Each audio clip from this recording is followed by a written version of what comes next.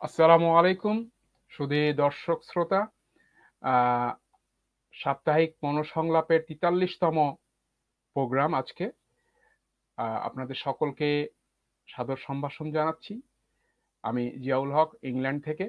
আজকে সাপ্তাহিক মনোসংলাপের একটা বিশেষ পর্ব, অত্যন্ত গুরুত্বপূর্ণ পর্ব আমি বলবো। অটিজম, পরিবার ও পরিচর্যা এবং প্রসঙ্গ কথা। এ বিষয়ে আজকে আমাদের সঙ্গে আলোচনায় থাকছেন বিশ্বের অন্যতম একজন বিজ্ঞানী।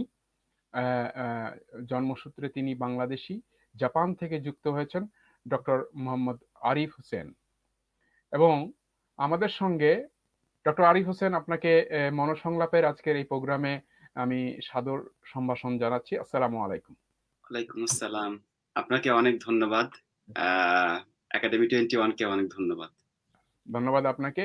আমরা আরো আশা করছি যে আমাদের সঙ্গে খুব শিগগিরই যুক্ত হবেন মোখলেসুর রহমান সাহেব, বাংলাদেশের senior most consultant psychologist, insight psychosocial care and research. Doctor Arif যুক্ত হয়েছেন জাপান থেকে। উনি বাংলাদেশি বিজ্ঞানী। উনি ইউকে থেকে, এডিনবরা থেকে এফআরসিপি করেছেন, পেডিট্রিশিয়ান। আর জাপানের ওসাকা ইউনিভার্সিটি থেকে পিএইচডি করেছেন। আমি ডক্টর আরিফ সম্বন্ধে ওনার সম্মুখেই বেশি কিছু বলতে চাই না, তারপরও কিছু না বললে ওনার পরে জুলুম করা হবে। বিশেষ করে আমাদের শুধু দর্শক শ্রোতাদের জন্য আমি জানিয়ে রাখি, 2017 সালে জার্নাল অফ হিউম্যান জেনেটিক্সে জাপানের উনি শ্রেষ্ঠ বিজ্ঞানী হিসাবে স্বীকৃতি পেয়েছেন। 2019 সালে Japanese society of inherited metabolic disorders এর উনি বেস্ট সায়েন্টিস্ট হিসেবে ঘোষিত হয়েছেন। মজার ব্যাপার হলো 67 বছরের ভেতরে জাপানের ইতিহাসে, জাপানের 67 বছরে উনি প্রথম নন জাপানি যিনি সেরা বিজ্ঞানী, তরুণ বিজ্ঞানী হিসেবে স্বীকৃতি পেয়েছেন। পাশাপাশি 2019 সালে 2020 সালে আমেরিকাতে, ফ্লোরিডাতে উনি 3000 বিশ্বের 3000 বিজ্ঞানীর ভেতরে ফ্লোরিডা ওয়ার্ল্ড সিম্পোজিয়ামে 11 জন যে শ্রেষ্ঠ বিজ্ঞানীকে নির্বাচিত করা হয়েছে, তার মধ্যে আমাদের আলহামদুলিল্লাহ ডক্টর আরিফ তার ভেতরে একজন, এবং ওনার পেপারও সেখানে প্রেজেন্ট করা হয়েছে, এবং উনি সেখানে 11 জনের, বিশ্বের সেরা 11 জন বিজ্ঞানীর একজন বিজ্ঞানী। ডক্টর আরিফ, আমি আপনাকে একাডেমি 21 এর পক্ষ থেকে এবং আমাদের শুধু দর্শক শ্রোতাদের পক্ষ থেকে আপনাকে অভিনন্দন জানাচ্ছি। আমরা আসলে বড্ড কৃতজ্ঞ আপনি আমাদের সঙ্গে সময় দিয়েছেন বলে। আপনাকেও ধন্যবাদ। একাডেমি 21 কে তো ডেফিনেটলি ধন্যবাদ। আপনার দর্শক শ্রোতা যারা আজকে আমাদের এই শোতে উপস্থিত হয়েছেন সবাইকে স্বাগতম। আলহামদুলিল্লাহ, thank you doctor Arif. Well, আমি আমার দর্শক শ্রোতাদের উদ্দেশ্যে কিছু কথা বলতে চাই। একাডেমি 21 মানসিক স্বাস্থ্য পরিষেবা, পরিচর্যা এবং গবেষণা প্রতিষ্ঠান। আমাদের আসল ইয়ে হচ্ছে যে আমরা মানসিক স্বাস্থ্যের বিভিন্ন খুঁটিনাটি বিষয় নিয়ে আমাদের বাংলাদেশি সমাজে একটা গণসচেতনতা তৈরি এবং পাবলিক মানুষকে এর সঙ্গে সম্পৃক্ত করা, পেশাজীবীদেরকে সম্পৃক্ত করা নিয়ে সবার সম্মিলিত প্রয়াসে একটা সচেতনতা তৈরির প্রচেষ্টা করে যাচ্ছে একাডেমি 21। আমরা আপনাদেরকে আমাদের পাশে চাই, সাথে চাই। আমি, আপনি, আমরা সকলে মিলে এমন একটা সমাজ, এমন একটা পরিবেশ সৃষ্টি করতে চাই যেখানে মানসিক সুস্থতা সহজলভ্য হবে, যেখানে মানসিক অসুখের পরিচর্যাটা সহজলভ্য হবে, মানুষ সচেতন থাকবে এবং মানসিক রোগে আক্রান্ত কম হবে। আর যদি হয়েও যায় আনফরচুনেটলি, তাহলে সেখান থেকে তারা চিকিৎসা এবং সুস্থতা সহজেই পাবে। এমন একটা পরিবেশ সৃষ্টি করার, সচেতনতা সৃষ্টি করার। আপনারা যে যেখান থেকে দেখছেন, আপনাদের সকলকে সাদর সম্ভাষণ জানাচ্ছি। আমি অনুরোধ করতে চাই, এই প্রোগ্রামটা যেহেতু গানের প্রোগ্রাম না, কোনো বিনোদন প্রোগ্রাম না, কিন্তু শিক্ষণীয় বিষয়, এই জন্য এটা আপনারা যার যার টাইম লাইনে যদি শেয়ার করে রাখেন, তা আপনার বন্ধু বান্ধব এবং আপনার সঙ্গে সংশ্লিষ্ট যারা আছেন তারা আগামীতে অবসরে এই প্রোগ্রামটা দেখতে পারবেন। আমি আশা করি এখান থেকে শেখার অনেক কিছুই আছে, আমরা সবাই এখান থেকে উপকৃত হব। ডক্টর আরিফ, আমি আপনাকে যে প্রথম যে প্রশ্নটা করতে চাই, এটা তো একাডেমিক আলোচনা না, সাধারণ আমাদের মতো, আমাদের সাধারণ পাবলিকের জন্য, সাধারণ জনসাধারণের জন্য। তো আপনি আমাদেরকে দয়া করে বলুন, অটিজমটা কি? এটা একটা অসুখ নিঃসন্দেহে, কিন্তু এর কি এর এর একটা পরিচিতি আমাদের সম্মুখে যদি তুলে ধরতেন। আচ্ছা, ধন্যবাদ আপনাকে। আসলে অটিজম অটিজমকে যদি আপনি এক এক কথায় বলতে চান, তাহলে আসলে এটাকে বর্ণনা করা খুবই কঠিন। কারণ যদিও আমাদের সমাজে অটিজম অটিজম নামে পরিচিত, কিন্তু আসলে এর নাম হচ্ছে অটিজম স্পেকট্রাম অফ ডিসঅর্ডার, যেটার সংক্ষিপ্ত রূপ হচ্ছে এএসডি। আমি শুরুতে ছোট্ট একটা সংশোধনী দিই, সেটা হচ্ছে অটিজম আসলে কোনো অসুখের নাম না। অসুখ অটিজমকে আমরা অসুখ বলতে আসলে রাজি না, বিশেষ করে ডাক্তার সমাজ। ডাক্তাররা কখনো অটিজমকে অসুখ বলে না। অটিজম হচ্ছে একটা নিউরো ডেভেলপমেন্টাল ডিলে। মানুষের যে নর্মাল হিউম্যান ব্রেনের যে হিউম্যান ডেভেলপমেন্ট আছে, ব্রেনের ডেভেলপমেন্ট, এই ডেভেলপমেন্টটার বেসিক্যালি ব্রেন একটা কমপ্লেক্স অর্গান। এই কমপ্লেক্স অর্গানটা ডেভেলপ হয় টোটালি, একেবারে টোটাল ডেভেলপমেন্ট হতে 40 বছর লাগে। 40 বছর বয়সে একজন মানুষ total development, brain totally develop করে। তবে এর একেবারে ইনিশিয়াল ফার্স্ট 3 মান্থ, এই 3 মাস হচ্ছে সব থেকে বেশি গুরুত্বপূর্ণ, কারণ এই সময় হচ্ছে ব্রেনের 55% ডেভেলপ করে। আর 3 বছর বয়স পর্যন্ত বাচ্চার মোটামুটি ব্রেন অ্যাবাউট 90% ডেভেলপ করে যায়। তো এই সময়ে ব্রেন যে ডেভেলপমেন্ট হয়, এই ডেভেলপমেন্ট প্রসেসটা একটু কমপ্লেক্স, যেটা বললাম। এখানে ব্রেনের মাইলিনেশন হয়, ব্রেনের নেটওয়ার্কিং হয়। তো হয় কি, আপনি আমাদের সবারই এই নেটওয়ার্কিংটা এবং এই মাইলিনেশনটা, এই টোটাল কি বলে আপনার ডেভেলপমেন্ট প্রসেসটা এক একজনের এক এক রকম।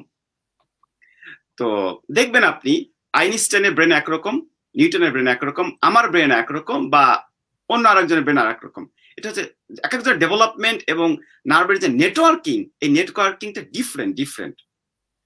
তো অটিজমে যেটা হয় সেটা হচ্ছে এই নেটওয়ার্কিংটা এবং এই ব্রেন ডেভেলপমেন্টটা একটু কম্পারেটিভলি ডিলেড। তো যাদের হচ্ছে অল্প ডিলে, তাদেরকে আমরা মাইল্ড এএসডি বলি। যাদের একটু বেশি তাদেরকে মডারেট, যাদের অনেক বেশি তাদেরকে আমরা সিভিয়ার বলি। তো এইটা রিভার্সিবল, তার মানে হচ্ছে এইটাকে আমরা ব্যাক করাতে পারি। কিন্তু যদি এটা অসুখ হতো, তাহলে এটা প্রোগ্রেসিভ হতো, আস্তে আস্তে আরো বেশি বাড়বে, আরো একটু খারাপ হবে। কিন্তু এটা কখনো বেশি খারাপ হয়ে যায় না, এর অবস্থা থেকে আমরা ফেরত আনতে পারি। যার কারণে আমরা এটাকে কি বলে, আমরা অসুখ বলি না, এবং আমরা এটাকে কোনো স্পেসিফিক্যালি ডিসঅর্ডার নাম দিই না। আমরা এটাকে বলি হচ্ছে neuro developmental delay. Well, doctor Arif, আপনাকে ধন্যবাদ। এই যে নিউরো ডেভেলপমেন্ট ডিলেড, এবং আপনি আপনার সূচনা বক্তব্যে 3 বছরের একটা টাইম ফ্রেম নিয়ে এসেছেন। আমরা এই বিষয়ে আপনার সঙ্গে একটু পরে আবার আসছি প্রশ্ন নিয়ে। মাঝখানে আমি ভূমিকম্প হচ্ছে, খুব সিভিয়ার ভূমিকম্প হচ্ছে। সুবহানাল্লাহ, লা হাওলা ওয়ালা কুওয়াতা ইল্লা বিল্লাহ। আপনি কি নিরাপদ আছেন? আপনি যদি আচ্ছা, অনেক অনেক জোরে ভূমিকম্প হচ্ছে, আমরা অপেক্ষা করছি। লা হাওলা ওয়ালা কুওয়াতা ইল্লা বিল্লাহ।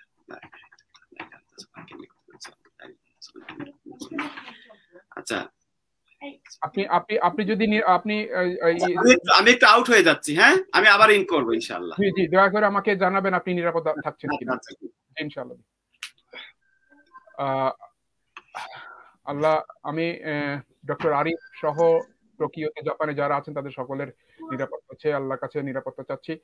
মুখলেস ভাই, আমাদের মনোসংলাপে আপনাকে স্বাগতম। আমাদের সঙ্গে শুধু দর্শক শ্রোতা, আপনারা দেখতে পাচ্ছেন যে বাংলাদেশের senior most consultant psychologist, insight psychosocial care and রিসার্চের মুখলেস ভাই, মুখলেসুর রহমান সাহেব আমাদের সাথে যুক্ত হয়েছেন। মুখলেস ভাই, আপনাকে স্বাগতম আজকের অনুষ্ঠানে। আসসালামু আলাইকুম ওয়া রাহমাতুল্লাহি ওয়া বারাকাতুহু। আপনাকেও স্বাগত জানাচ্ছি মাননীয় জিয়া ভাই। এবং আমরা সেই সাথে জাপানে বড় ভূমিকম্প হচ্ছে আমরা ডক্টর আরিফ ভাইয়ের কাছ থেকে জানলাম। তো আমরা তাদের জন্য দোয়া করছি, আল্লাহ তাদেরকে যেন হেফাজতে রাখেন। আমিন আমিন।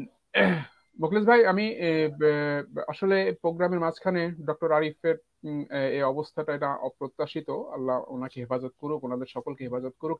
আমি আপনার কাছে আলোচনাটা চলমান রাখতে চাই। অটিজম নিয়ে কথা হচ্ছিল। এটা কোনো একাডেমিক আলোচনা, মানে সিরিয়াস আলোচনা না, কিন্তু তারপরেও যেহেতু একাডেমিক বিষয় এবং মেডিকেল সায়েন্সের বিষয়, মেন্টাল হেলথের বিষয়, কিছু বিষয় এখানে আছে যেখানে এসে যাবে।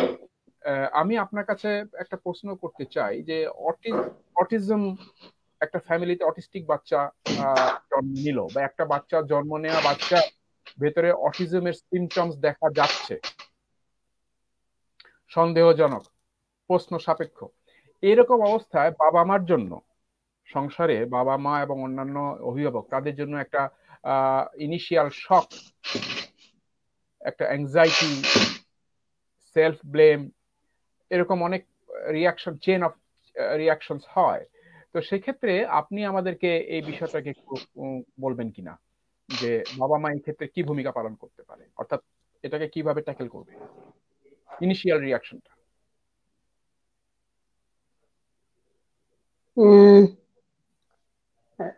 আপনার প্রশ্নটা খুবই প্রাসঙ্গিক একটা প্রশ্ন, যে যখন একটা বাচ্চা ডায়াগনোসিস হয়ে যায় যে হি অর শি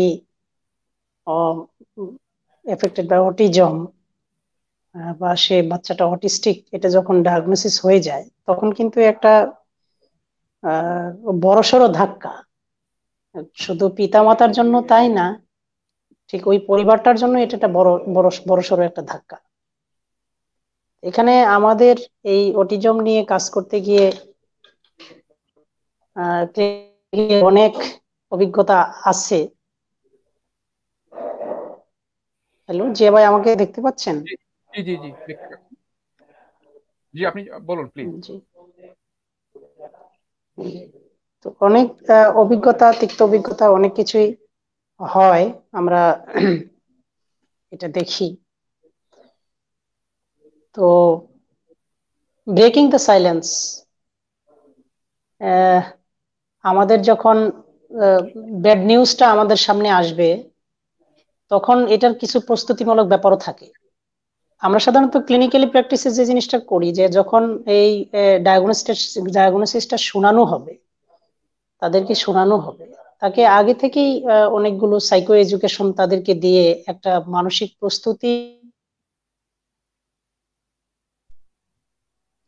প্রস্তুতি তার ভিতরে নিয়ে এসে তারপরে সাধারণত এটা দেওয়ার নিয়ম দেওয়া হয়। তখন তারা প্রচন্ড ধাক্কা খায় আসলে। মানে একটা দম্পতি, তারা অনেক আশা করে, অনেক স্বপ্ন নিয়ে বেবি নিয়েছে, আল্লাহ তাদেরকে বেবি দিয়েছেন। স্বাভাবিকভাবে সবার মনের মধ্যে একটা আশা এবং আকাঙ্ক্ষা থাকে যে বাচ্চাটা হবে সম্পূর্ণ সুস্থ এবং স্বাভাবিক। কিন্তু যখন দেখা যাচ্ছে যে তারা একটা বাচ্চা পেলেন বটে, কিন্তু বাচ্চাটা যেমনটা তারা আশা করছেন, তাদের আশার মানদণ্ডটা পরিপূর্ণ হচ্ছে না, তখন স্বাভাবিকভাবেই প্রচন্ড রকমের ধাক্কা খায়। আমরা কি দেখি, যখন কোনো ব্যাড নিউজ আমাদের সঙ্গে আসে তখন একটা ডিনায়েল, মানে আমাদের মধ্যে কিন্তু শো হয়, যে না এটা আমার জন্য হতে পারে না, না উনি মরতে পারে না, না এটা তার জন্য না হোক, আল্লাহ এরকম যদি না হইতো, আল্লাহ ওরকম যদি না হইতো। আমরা বিভিন্ন ভাবে নিজের মনের মধ্যে মনকে সান্ত্বনা দেওয়ার জন্য আমরা চেষ্টা করি, বোঝানোর চেষ্টা করি।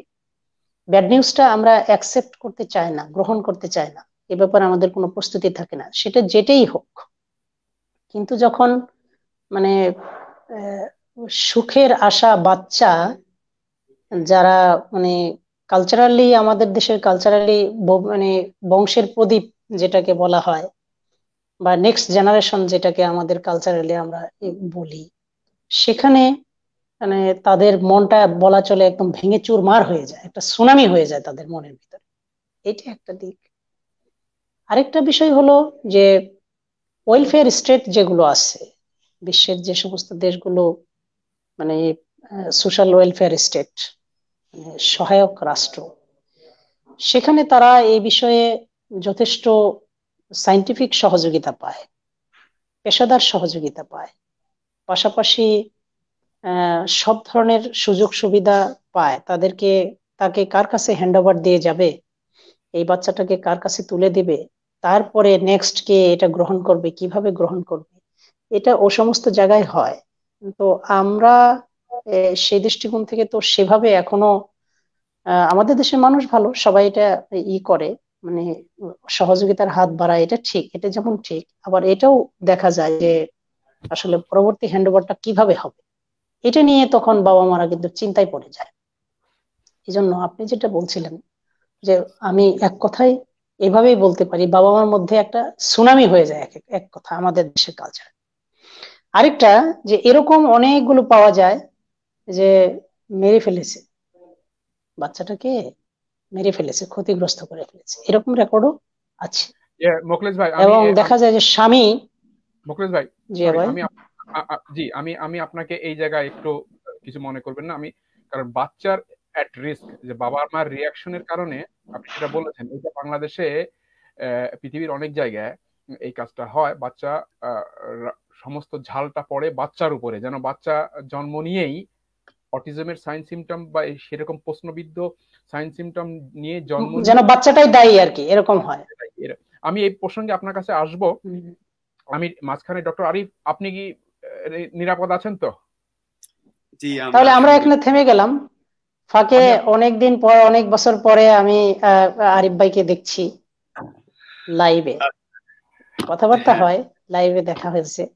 তো এই জন্য আলহামদুলিল্লাহ, আল্লাহ শুক্রিয়া যে আমরা অনেক দূর থেকে হলেও কাছাকাছি কথা বলতেছি। এর সঙ্গে আমার জীবনের অনেকগুলো জড়িত, অনেকগুলো স্মৃতি জড়িত, সেটা ভোলার নয়, আমি কখনোই ভুলি না, সেটা থাকে। আরিফ ভাই নিশ্চয়ই এখন আমি কি বলছি উনি বুঝতে পারছেন। আমাদের বিশাল বিশাল গল্প আছে আমাদের জীবনের, আরিফ ভাই এবং আমি, আমাদের দুজনের একসাথে। ধন্যবাদ জিয়া ভাই, আমাদের দুজনকে এভাবে একদম পুরা শোতে একসাথে করে দিলেন আপনি। আমি আপনার শোতে একসাথে করার আগে আমি এই সারপ্রাইজটা দেবো বলেই, যাই হোক, আমি আলহামদুলিল্লাহ আমি নিজেই সৌভাগ্য, খুব আমি আসলে আল্লাহ শুক্রিয়া, আমি আসলে সারপ্রাইজড যে আমি আপনার কাছে আরিফ ভাইয়ের সঙ্গে আমি একটা মানে পেশাদার প্রোগ্রামে বসেছি যে আমরা আরিফ ভাইয়ের কথা শুনি। মেনলি আমি আজকে লোভ সামলাতে পারি নাই আরিফ ভাইয়ের কথা শোনার জন্যই, আমি শুনবো, আজ প্রাণ ভরে শুনবো। আলহামদুলিল্লাহ। ডক্টর আরিফ, আপনি বলছিলেন যে বাচ্চার 3 বছর বয়স পর্যন্ত যে একটা যে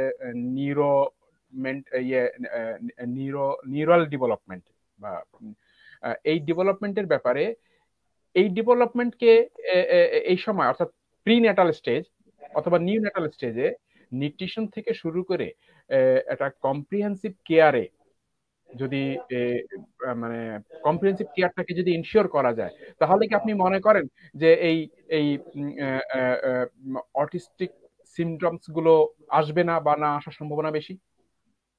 আমি আপনাকে এখানে থামাইছিলাম এই কারণেই। হ্যাঁ, ঠিক আছে, যেভাবে আপনার অনেক ধন্যবাদ। মুখলেস ভাইয়ের কথা আগে শেষ করি একটু, কারণ আমি নিজেও অনেক এক্সাইটেড। ওই ঢোকার সাথে সাথে আমি বের হয়ে গিয়েছি, আসলে কথা বলতে পারিনি। আমার ইচ্ছা ছিল যে শো শুরু হওয়ার আগেই আগে হয়তো একটু কথা বলে নিব, কিন্তু শেষের সময় দেওয়া যাবে আপনাদের ইনশাআল্লাহ। তো আমাদের আসলে কি বলে, রাজশাহী আমরা অনেক দীর্ঘদিন একসাথে ছিলাম, তো সত্যি কি বলে অনুভূতি করে আসলে আপনাকে বলে বোঝানো যাবে না। আমি যেমন বুঝতে পারছি, উনি যেমন বুঝতে পারছে, আমিও বুঝতে পারছি। তো আমারও খুবই ভালো লেগেছে আসলে, আমিও খুবই আশ্চর্যান্বিত হয়েছি যে মুখলেস ভাইয়ের সাথে আমি একসাথে শোতে উপস্থিত হব একেবারে দর্শকদের সামনে। আলহামদুলিল্লাহ, আল্লাহর কাছে শুকরিয়া এবং আপনাদের কি বলে আপনাদের কাছে কৃতজ্ঞতা জানাচ্ছি। তো আমরা আমাদের আলোচনা যদি আমরা ফেরত আসি, সেটা হচ্ছে আমি শুরুতেই বলেছি যেটা একটা নিউরো ডেভেলপমেন্টাল ডিলে। তো এটার যে আমি একটা বলেছি স্পেকট্রাম, আমরা বলি অটিজম স্পেকট্রাম ডিসঅর্ডার। তো এই ডিসঅর্ডার একটা লম্বা একটা স্পেকট্রাম আছে, মাইল্ড থেকে শুরু করে একেবারে সিভিয়ার টাইপ হতে পারে। তো আমরা অলওয়েজ যে বিষয়টাকে সব থেকে বেশি গুরুত্ব দিই সেটা হচ্ছে পিতামাতার ওপিনিয়নকে। পিতামাতা সর্বপ্রথম কখন নোটিস করলো যে তার বাচ্চার মধ্যে কিছু একটা ডিফারেন্ট তারা অনুভব করছে? তো অবশ্যই এএসডি ডায়াগনোসিস করবে ডেফিনেটলি একজন ফিজিশিয়ান, কিন্তু তার আগে এই নোটিফিকেশনটা আসতে হয় বাবা এবং মায়ের কাছ থেকে, বিশেষ করে মায়ের কাছ থেকে।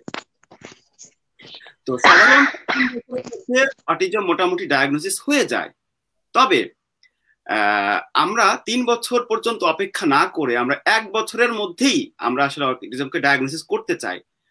ডায়াগনোসিস তাড়াতাড়ি যদি আমরা করতে পারি, লাভ যেটা হবে আমরা ইন্টারভেনশনটা খুব দ্রুত শুরু করতে পারবো, এবং যত তাড়াতাড়ি আমরা আমাদের ইন্টারভেনশনটা শুরু করতে পারবো, এবিএ থেরাপি, এরপরে ডায়েটারি ম্যানেজমেন্ট, সবকিছু যত দ্রুত শুরু করতে পারবো, আমরা আউটকামটা তত দ্রুত আশা করব।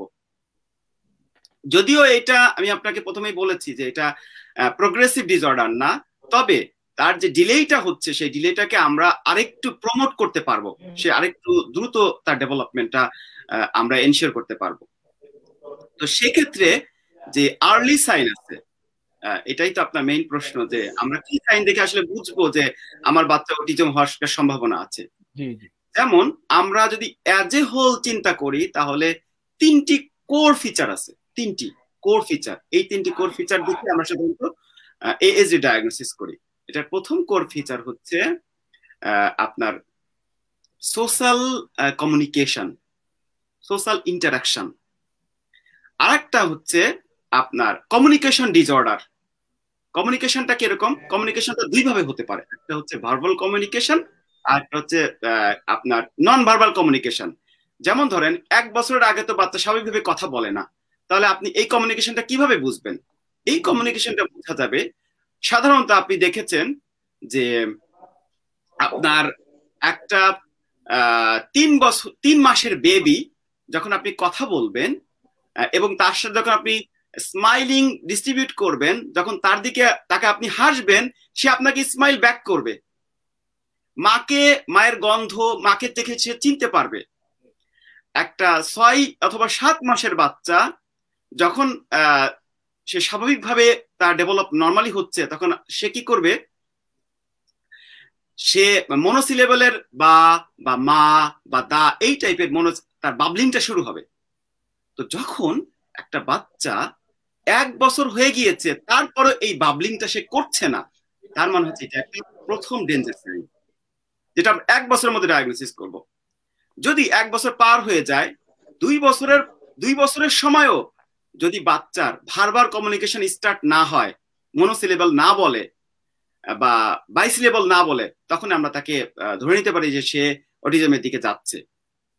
আর 3 নাম্বার আর একটা আমি বলেছি, সেটা হচ্ছে প্রথমে 1 নম্বরে বলেছি আমরা, একটা বলেছি কমিউনিকেশন, যেটা ভার্বাল অথবা নন ভার্বাল, আর একটা সোশ্যাল ইন্টারাকশন, আর 3 নাম্বার হচ্ছে রিপিটেটিভ বিহেভিয়ার। রিপিটেটিভ বিহেভিয়ার হচ্ছে কোনো বাচ্চা দেখবেন আপনি হাতটা সারাক্ষণ এমন এমন এমন এমন করছে, 2 হাত একসাথে এমন এমন করছে। কোনো বাচ্চা দেখবেন আপনি রিপিটেডলি তার হেড ব্যাঙ্গিং করছে, এভাবে এভাবে, মোট কথা যেই কাজটা সে করছে সে রিপিটেডলি করছে। আবার একটা বাচ্চার একটা গাড়ির দিকে খুব কনসেন্ট্রেশন, সে গাড়িকে খুব ভালোবাসে, গাড়ি খুব পছন্দ করে, কিন্তু সেই গাড়ির টোটাল স্ট্রাকচার সম্পর্কে তার কোনো ধারণা নেই, গাড়িটা কেমন করে সে চালাবে তাও জানে না, কিন্তু গাড়ির চাকাটা নিয়ে সে ঘুরাচ্ছে। তার মানে হচ্ছে এমন দৃষ্টিতে ঘুরাচ্ছে যেন চাকাটাই ওই গাড়িটার সবকিছু। বা তাকে আপনি যাকে ডেইলি একটা রুটিন দিবেন, সেই রুটিন থেকে আপনি একটু বের করবেন, সে যে বাড়িতে তার বাবা মা ভাই বোনের সাথে থাকে, কোনোভাবে একজন ফরেন গেস্ট যখন তাদের বাড়ির ভেতরে আসে, অথবা তাকে যখন আপনি কোনো একটা সোশ্যাল ইন্টারাকশন নিয়ে যাচ্ছেন, তখন সে রিয়েক্ট করছে, খুব সিভিয়ার রিয়েক্ট।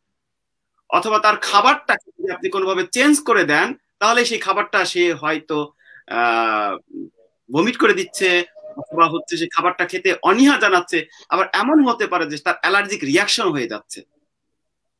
তো এই 3টা হচ্ছে মেইন কোর ফিচার। এর সাথে অ্যাসোসিয়েটেড কিছু ফিচার আছে, যেমন ধরেন যখন বাচ্চারা কমিউনিকেশন করতে পারে না, সে তার কি বলতে চাচ্ছে এটা সে প্রকাশ করতে পারছে না, তখন তার ভেতর প্রচন্ড রকমের স্ট্রেসের জন্ম নেয়, সে অ্যাংজাইটিতে ভুগে, এবং সেই অ্যাংজাইটিটা সে প্রকাশ করে হাইপার অ্যাক্টিভ হিসেবে। সে প্রচন্ড রকমের ভায়োলেন্ট হয়ে যেতে পারে, প্রচন্ড কান্নাকাটি করতে পারে, ভাঙচুর করতে পারে, এবং ডিস্ট্রাকটিভ বিহেভিয়ার করতে পারে। এই হচ্ছে 3টা মেইন ফিচার। তো এই 3টা ফিচার কখনো একসাথেও থাকতে পারে, কখনো 1-2টাও থাকতে পারে। আমাদের মেইন ফোকাস হচ্ছে কত তাড়াতাড়ি আমরা এই সিমটম গুলাকে অ্যাড্রেস করতে পারছি। Doctor Arif, early detection and early reporting, এটা আপনি আপনার বক্তব্যে আমি যেটা বুঝেছি আমি আশা করি আপনি এটাই বলতে চেয়েছেন, আমার ধারণা, যে early detection and early reporting এটা আসলেই গুরুত্বপূর্ণ। আর আপনি মায়ের ভূমিকাটা বলেছেন, কারণ মা হচ্ছে সরাসরি বাচ্চার সঙ্গে ফ্রম দ্য ভেরি বিগিনিং মা হচ্ছে অ্যাটাচ। সো মা এই পরিবর্তনগুলো সবার আগে তার নজরে পড়ে। আমি আপনার কাছে আসছি একটু পরে, তার আগে আমি মোখলেস ভাইয়ের কাছে যাচ্ছি। মোখলেস ভাই, আপনি বলছিলেন যে ওই যে বাবা মার যে আমরা যেখানে ডিনাইল ব্যাপারটা থাকে, এবং তারপরে মানে সে এটাকে গ্রহণ করতে পারে। হ্যাঁ, আমি ডিনাইলটাই থাকে। ডিনাইল থাকে। আরেকটা যেটা খুব বেশিরভাগ আমরা দেখতে পাই বা দেখা যায়, সেটা হলো হাজবেন্ড বা হাজবেন্ডের ফ্যামিলি এরকমটা মনে করে যে হ্যাঁ, এই বাচ্চাটার জন্য বৌমাই দায়ী, বৌমা এমন একটা বৌমা যে এরকম একটা সন্তান জন্ম দিল ইত্যাদি। এই বিষয়গুলো মানে মারাত্মক পেইনফুল, এবং এই বাচ্চাটার ডেভেলপমেন্টের জন্য একটা ভয়ঙ্কর রকমের বাধা। যে এই বাচ্চাটা টেক কেয়ার করার জন্য তো একক প্রচেষ্টাই হবে না, একটা সম্মিলিত প্রচেষ্টা দরকার হবে। এখানে মা যেমন থাকবে ফার্স্ট লাইনে সার্ভিস প্রোভাইড করার দিকে, তেমনি ভাবে পরিবারের অন্যান্য সদস্যরাও মার জায়গা থেকে কিছু না কিছু হ্যান্ডওভার নিতে হবে, কিছু না কিছু জায়গায় তাদেরকে অংশগ্রহণ থাকতে হবে। এবং ব্যাপারটাকে যত দ্রুত সম্ভব যদি তারা গ্রহণ করতে পারে, তাহলে তাদেরকে সাহায্য করাটা তত বেশি সহজ হয়। যত বেশি সম্মিলিত প্রচেষ্টা থাকবে, তত বেশি তাদের জন্য এগিয়ে নেওয়াটা সহজ হয়। এই জিনিসগুলো সাধারণত হয় না। আরেকটা জিনিস মনে হয় যে আমাদের দেশের মা বাবাদের মধ্যে একটা মানে তাৎক্ষণিকভাবে বাচ্চাটা হেল্প করার চাইতে তারা খুব ফিউচার প্রেডিকশন করে। ভবিষ্যৎ, আমার মারা যাওয়ার পরে বাচ্চাটার কি হবে, সে ভালো হবে তো, তাকে মানে সে নিজ দায়িত্বে নিজের মতো করে চলতে পারবে তো। এটা তো বহু দূরের কথা, কিন্তু তার আগেও তো অনেকগুলো কাজ আছে, অনেকগুলো প্রক্রিয়া আছে। কিছু একটা, এটা আরিফ ভাই হয়তো বলবেন ওনার আলোচনায়, যে কিছু একটা সংখ্যা আছে যেটাকে হেল্প খুব একটা বেশি হেল্প করা যায় না, ধরে রাখতে হয়। কিন্তু একটা উল্লেখযোগ্য সংখ্যা আছে যেখানে তাদেরকে হেল্প করা যায়, এবং হেল্প করলে তাদের মানে উপকারটা খুব ভালো হয়, প্রগনোসিসটা খুব ভালো হয়, ভালো একটা প্রগনোসিস পাওয়া যায়। এবং সবচেয়ে ভালো মানে নোটিস করার মতো, উল্লেখ করার মতো যে জিনিসটা, সেটা হলো যে তাদেরকে ফাংশনাল রাখা যায়, বিভিন্ন কাজে কাজে নিয়োজিত রাখা যায়, এবং তাকে সমাজের মূল ধারার সাথে খাপ খাইয়ে নিয়ে চলা যায়। এটা একটা উল্লেখযোগ্য সংখ্যা আছে। কিন্তু পরিবারের সদস্যদের মধ্যে থেকে যদি তাদের মনের মধ্যে এই যে ইমোশনাল ব্রেকডাউনটা যদি হয়ে যায়, এবং এটা কার দায়, কিভাবে দায়, এটা কেন আমার পরিবারে আসলো, কিভাবে আসলো, ইত্যাদি ইত্যাদি, এগুলো নিয়ে যখন তাদের মনের মধ্যে বিশাল বড় একটা ইন্টারোগেটিভ মার্ক, প্রশ্নবোধক চিহ্ন তৈরি হয়, তখন আসলে অনেক কিছুই করার থাকলেও দেওয়া যায় না, সম্ভব হয় না। আমাদের আমার আমার জানা আছে যে একটা ডক্টর ফ্যামিলি, মা ডাক্তার, বাবাও ডাক্তার, সেখানে এই ডক্টর পিতা এই বাচ্চাটাকে গ্রহণ করার ক্ষেত্রে প্রায় 11.5 বছর সময় নিয়েছে। 11.5 বছর নিয়েছে, যা আলহামদুলিল্লাহ শেষ পর্যন্ত তারা এটা গ্রহণ করেছে। গ্রহণ করার ফলে আমরা কিন্তু খুব ভালো একটা ফলাফল সেখানে পাচ্ছি, এখনো আমাদের ওয়াসে আছে। তো এই ঘটনাগুলো তো অহরহ অহরহ আমাদের সামনে আসে। তো আহ এটার যেটা করা যায়, সেটা আগে থেকেই যদি এই জিনিসটা নিয়ে খুব ভালো একটা ইনফরমেশন নিয়ে, ওই আরিফ ভাই যেটা বললেন যে চিকিৎসার দিকে তাদেরকে অগ্রসর করা গেলে তাদেরকে খুব মানে সুন্দরভাবে হ্যান্ডেল করা সম্ভব হবে। থ্যাংক ইউ মোখলেস ভাই। আমি আপনার কাছে এর পরবর্তীতে সোশ্যাল স্টিগমা নিয়ে, যে এক ধরনের আমাদের দেশে, বিশেষ করে পার্টিকুলারলি বাংলাদেশে সোশ্যাল স্টিগমা এবং তার যে ইম্প্যাক্ট পড়ে ফ্যামিলি এবং বাবা মার উপরে, সন্তানের নিজের উপরে, সেটা আমি পরে আলোচনা আপনার কাছে আসছি সেই বিষয়টা নিয়ে। শুধু দর্শক শ্রোতা, আমাদের সঙ্গে আজকে আপনারা একাডেমি 21 এর মনোসংলাপে 43তম পর্বে আছেন, অটিজম পরিবার, পরিচর্যা এবং প্রসঙ্গ কথা নিয়ে। আজকে আমরা অটিজম নিয়ে কথা বলছি। আমাদের সঙ্গে আলোচনায় যুক্ত হয়েছেন জাপান থেকে ডক্টর মোহাম্মদ আরিফ হোসেন। আপনারা ইতিমধ্যে জেনেছেন, আমি বলেছি যে আমেরিকা 2020 সালে ফেব্রুয়ারিতে আমেরিকা ওয়ার্ল্ড সিম্পোজিয়ামে, যেখানে ডক্টর আরিফকে পৃথিবীর সেরা 11 জন বিজ্ঞানীর ভেতরে 11 জন বাছাই করা হয়েছে। ডক্টর আরিফ সেখানে সেরা 11 জন বিজ্ঞানী। জাপানের 67 বছরের ইতিহাসে একমাত্র নন জাপানি বিজ্ঞানী, শ্রেষ্ঠ বিজ্ঞানী ডক্টর আরিফ। ডক্টর আরিফ আজকে আমাদের সঙ্গে যুক্ত হয়েছেন। আপনারা যদি কোনো প্রশ্ন করতে চান অটিজম সংক্রান্ত বা ইনহেরিটেড মেটাবলিক ডিসঅর্ডার, যেটা ডক্টর আরিফের ফিল্ড অফ এক্সপার্টিজ, করতে পারেন। মনোসংলাপে আমাদের সঙ্গে আরো যুক্ত আছেন আমাদের বাংলাদেশের সবচেয়ে senior most consultant psychologist Mokhlesur Rahman সাহেব। আপনারা তার কাছেও প্রশ্ন করতে পারেন। আমি ডক্টর আরিফ আপনার কাছে ফেরত আসি। আমাদের অনেকে প্রশ্ন করতে পারে, যেটা ওই যে আমাদের মোখলেস ভাইয়ের কথাই এসছে, যে এটা বৌমার দোষ, এটা শাশুড়ি হয়তো বলবে, যে মেয়ের পক্ষ হয়তো বলবে যে না এটা জামাইয়ের দোষ। এই যে মানে দোষের ঠেলাঠেলি, অর্থাৎ দোষ দেয়া নেয়ার, যে এতে হয় কি চিকিৎসার ওই যে প্রথম যে বছরটা, অর্থাৎ আর্লি ডিটেকশন, এই সময়টা এই দোষারোপ করতে করতে সময়টা চলে যায়। ফলে আর্লি ডিটেকশন এবং আর্লি রিপোর্টিং এর কারণে যে একটা সুবিধা পাওয়া যেত সেটা হচ্ছে না। তো এটা একটা বড় আমাদের সোশ্যাল স্টিগমার কারণে এটা হয়ে থাকে। আমি আপনার কাছে বলবো, দয়া করে আমাদের দর্শকদের আপনি এই জিনিসটা পরিষ্কার করেন। এটা কি হেরিডিটারি? এটা কি আদৌ জেনেটিক কোনো এই বিষয়ে অনেকের প্রশ্ন আছে। আপনি কি বলবেন প্লিজ? আচ্ছা, আমি এই ব্যাপারটা, হ্যাঁ, খুবই খুবই সেনসিটিভ একটা প্রশ্ন। এই প্রশ্নের উত্তরটা আসলে একটু এলাবোরেটলি দিতে হবে।